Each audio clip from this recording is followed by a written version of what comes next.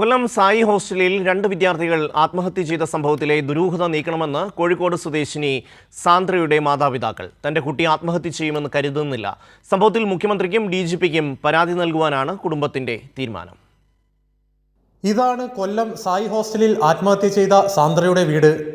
പണി പൂർത്തിയായില്ല. വീടും പറമ്പും ജപ്തിയുടെ വക്കിലാണ്. രാജ്യം അറിയപ്പെടുന്ന അത്ലറ്റിക് താരമാവണമെന്നായിരുന്നു സാന്ദ്രയുടെ സ്വപ്നം. എന്നാൽ അപ്രതീക്ഷിതമായാണ് സാന്ദ്രയുടെ വിയോഗ വാർത്ത മാതാപിതാക്കളെ തേടിയെത്തിയത്. സാന്ദ്ര വിട്ടുപോയത് ഇപ്പോഴും ഉൾക്കൊള്ളാനാവുന്നില്ല ഇവർക്ക്.